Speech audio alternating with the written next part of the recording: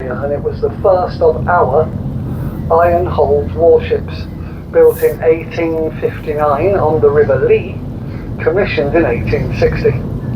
Now it was built on an 18-inch thick Burma teak frame that after they bolted the big iron plates onto. This ship was steam-powered as well as sail, in its day considered to be so formidable that nobody wanted to go anywhere near it. It never even got to fire a shot in anger. It was the pride of Queen Victoria's fleet. It was head of the Red Fleet back in the day, when they had three fleets. They were the red, the white and the blue.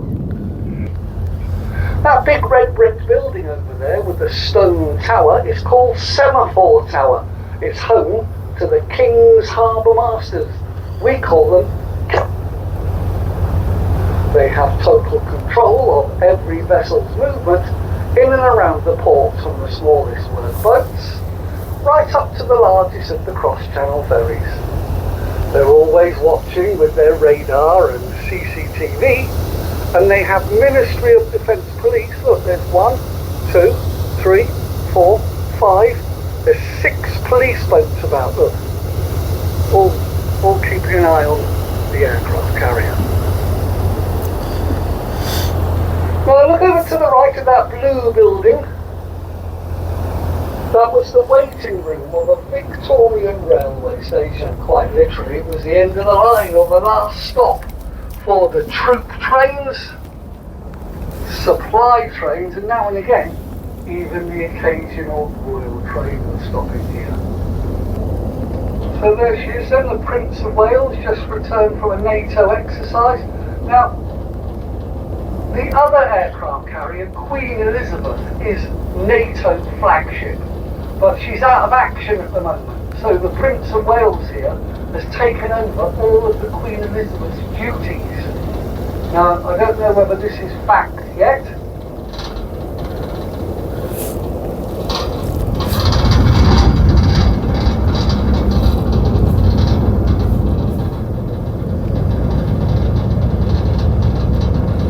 But she's supposed to only be here for a week, and then she's going back out again.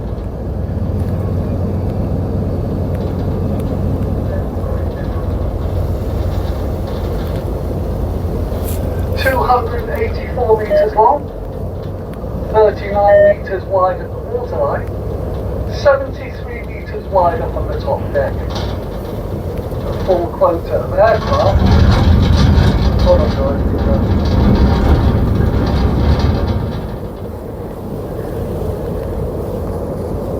That position was too much chance. Completely to the west.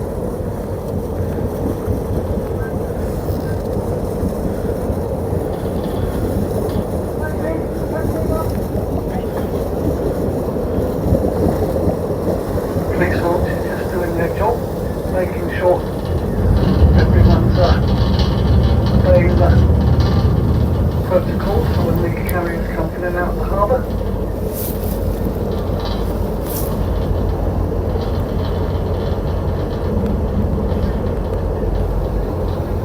Now the aircraft carrier is built to fly up to 70 aircraft.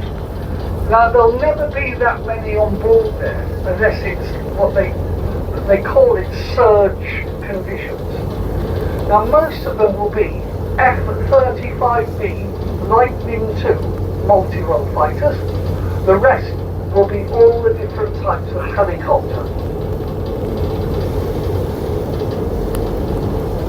65,000 tons, these are the largest carriers ever built for the military, and they were mostly built in Rosyth. 284 metres long, 39 metres wide at the waterline, 73 metres wide up on the top deck. A full quota of aircraft, 36. Most of these will be F-35B Lightning II multi-role fighters. Now they are a vertical takeoff and landing jet, but when they're fully loaded with fuel and all the missiles and rockets, they would burn so much fuel trying to do a vertical takeoff.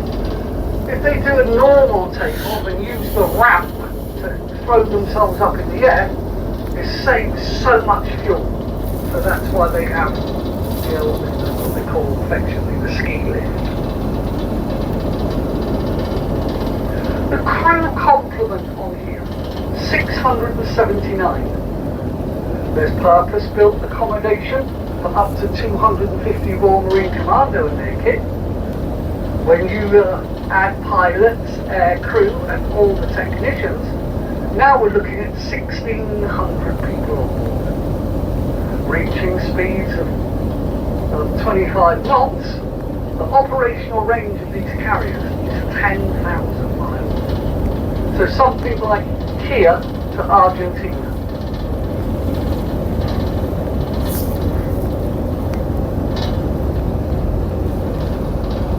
Look at that's a lovely photograph. Look at that, 4 tugboats all the way along the carrier. And then you've got the lead tug.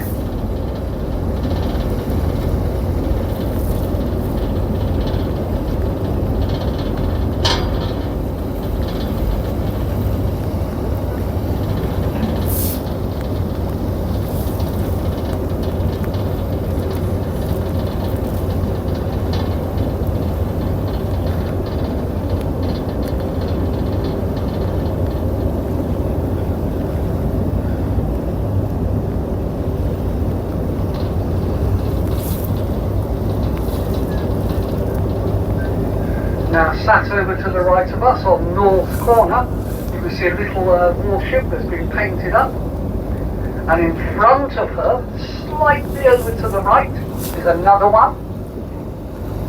Now there is one more, there's 3 of them. The first one is called Warship 7, named after the River Severn. The one in front is called Warship Tyne, named after the River Tyne, and Warship Mersey is currently being painted like that. These ships used to be fisheries protection. The Royal Navy no longer deals with fisheries protection. This is being handed over to a civilian authority. That's why they painted them like this, so people don't still think they're fisheries protection. They're offshore patrol vessels now.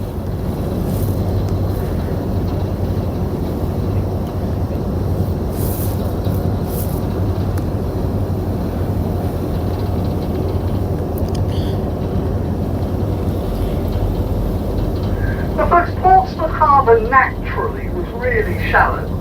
In the olden days, you would run aground when you got here.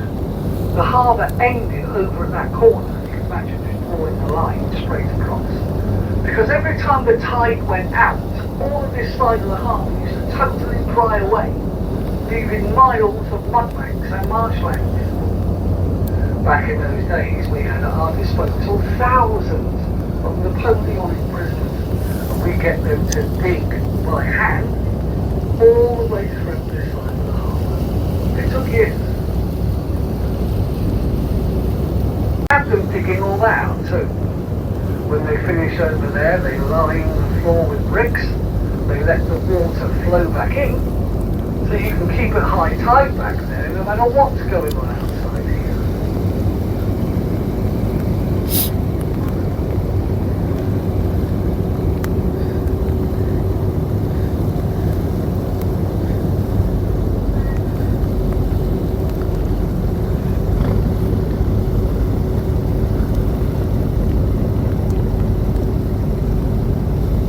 Let's go down and have a look at destroyer number 37 in front of us.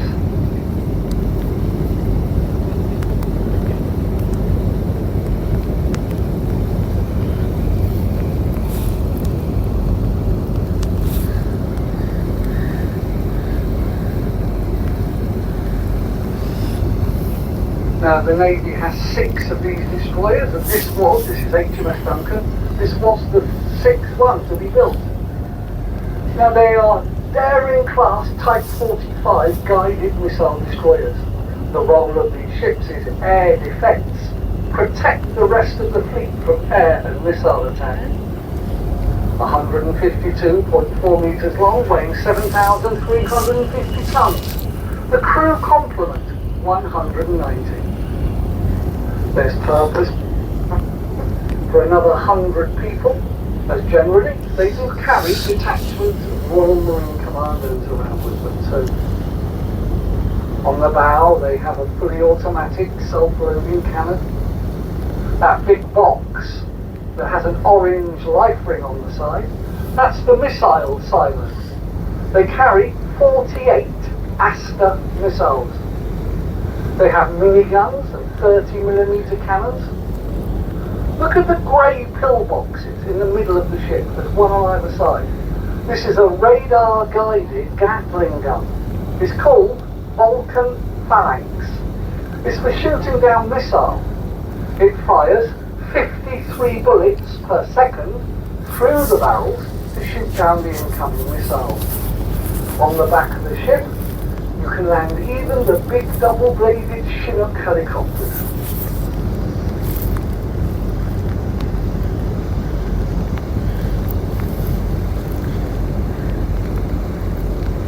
Reaching speeds of 34 knots, that's fast for a destroyer. Well guys, the King's Harbour Masters have just called me and told me that there's a big Brittany ferry. It's about a quarter of a mile away from the harbour entrance, so we should see it on the way back. But do you see how they keep us informed, telling everybody, so everybody stays nice and safe?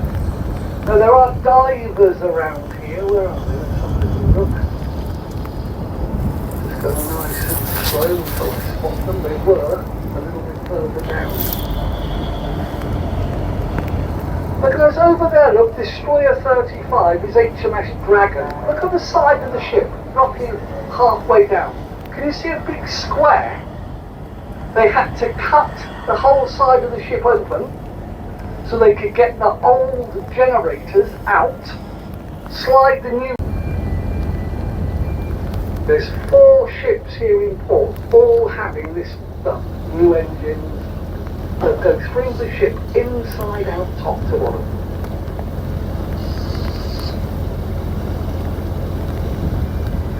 Can you see those massive sheds over there that say HM Naval Base Portsmouth? That used to be the site of BAE Systems. Now sadly we don't build the ships here anymore, but we got the contract for all the maintenance. And that's why, look over there in those dry docks, on the left, that's the Dauntless. They've just started that ship. It's going to take 3.5 years. And on the right is HMS Daring. She's just finished her 3.5 years. They're nearly ready to start the sea trials, and when she does the sea trials, they then sign her back over to the Navy. But look at her, looking crisp in the dry dock there. Now that's the 30-acre lagoon of water there. So remember, that's where these dry docks lead into. So hundreds of Napoleonic work parties were in there digging it all out, while thousands more guys were stretched all around this corner digging this out. Now the ship here, the Wave Knight, was a replenishment at sea tanker. You would meet up with her at sea and she would fill you up with fuel. You could collect food, water, ammunition, spare parts. It was all on board here. Now she wasn't big enough to take care of the aircraft carriers. This is being done by 4 much bigger and newer Tide class tankers.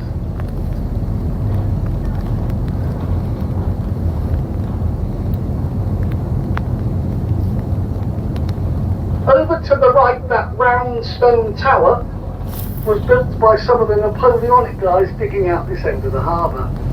We got them to build it so our guards could stand on the top and try to keep some sort of watch over them. They really were scattered like ants everywhere. If they could cause any problems, trouble or mischief, they would. The tower is the end of the Royal Naval Quay, and everything down the bottom is the commercial port called Portico.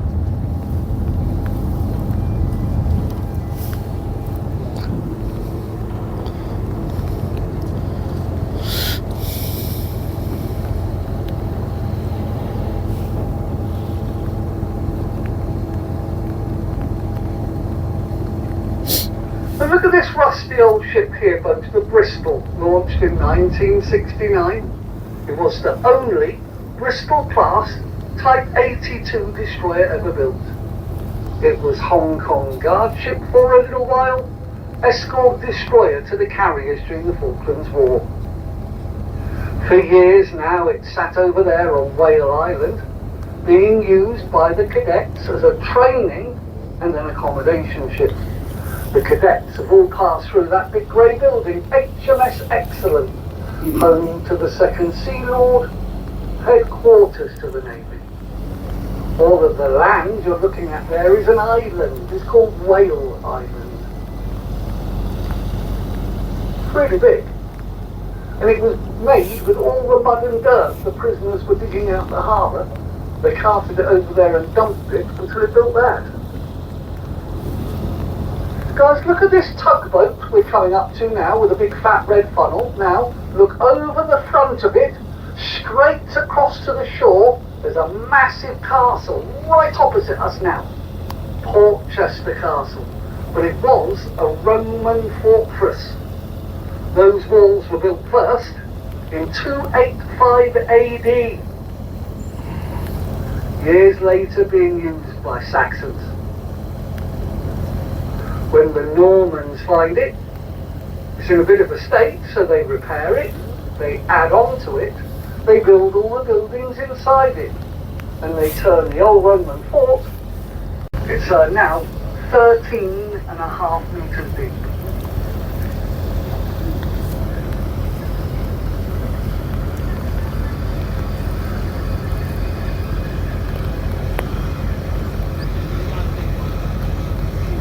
There you go, the lead tug is just calling the King's Harbour Master saying, I've finished with the Prince of Wales.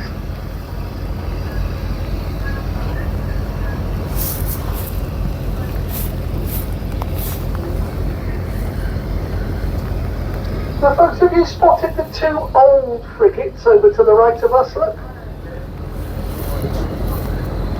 You've got the Monmouth and the Montrose. Now both of those ships are Duke class and sold to the scrapyard in Turkey.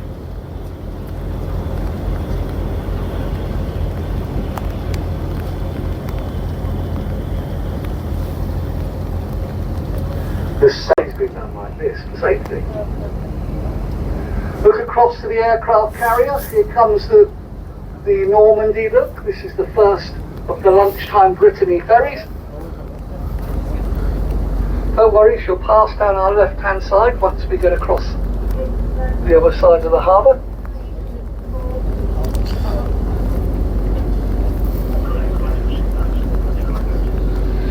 This is a good view. Oh, look at that for a photograph. That is fantastic.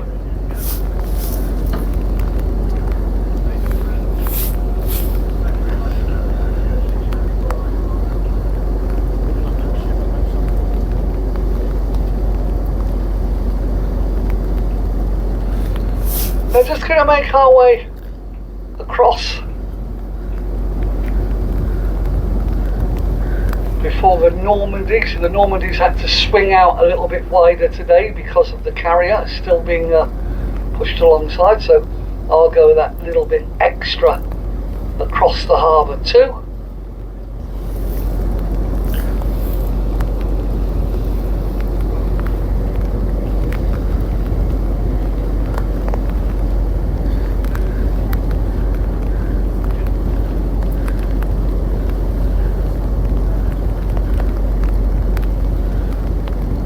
Look at that thick black smoke coming out. I think that's when they swap the generators over, that happens.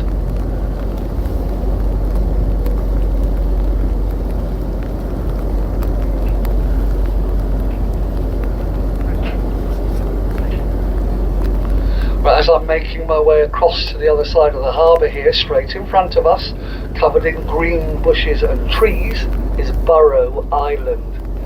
Locally it's still called Rat Island.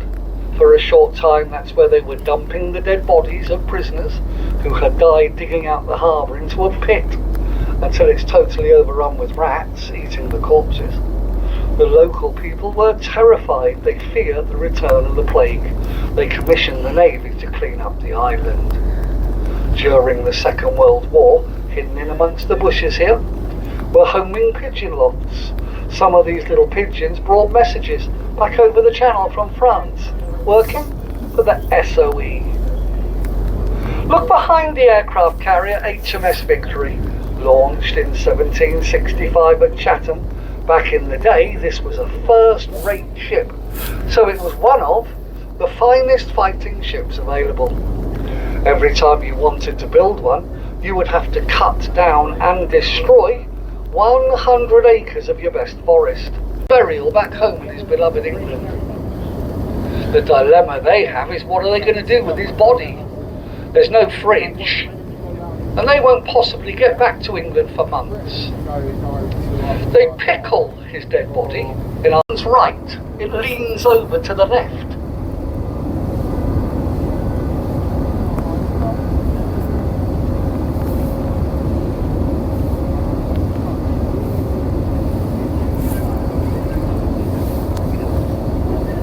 Now we're just coming up to the oil fuel jetty, or we call it OFJ for short. Look how far it has to stretch out from the shore until it gets to the deep water up here. This is so the tankers full of NATO fuel for the warships can tie up. Like ocean spray, we've got about 4 or 5 different types and sizes. They carry the fuel over to the ships. It's safer to do it that way.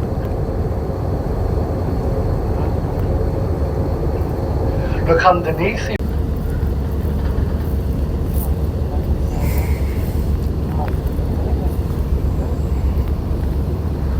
Now the section at the end we are fast approaching, Endeavour Quay, is a boat builder, and there's been a boat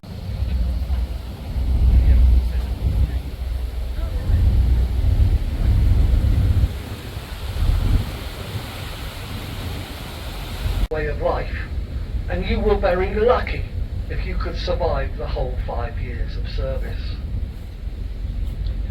Because we're just coming up to the shopping centre. This is the first of the 2 stops. Now if you want to get off here you can, but you can't get back on board the boat later. You'd have to walk 5 minutes back to the dockyard, otherwise just stay on board. We're only here for just under 10 minutes and I'll drive you back.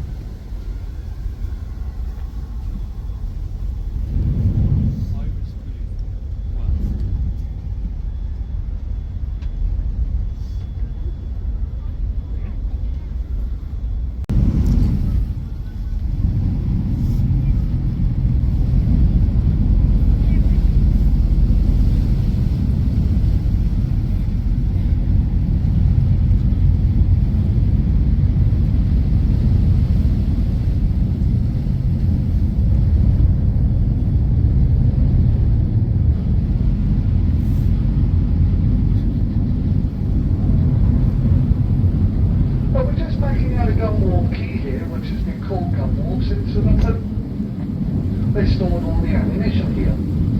More recently it was HMS Vernon, a Navy unit dealing with mines and torpedoes right up till 1987. Now by this time nothing more than advances in technology. The Navy decide they no longer need the facility. They can shut the site down. The property lay dormant till the 90s. With the approach of the millennium, they then decide it can all be sold on and redeveloped. They sell it to Moreland Construction and Barclay Home Developers, and between them, build all the waterside apartments, the 92-shop factory outfit. They built the tower. Look up underneath the tower, please, to the first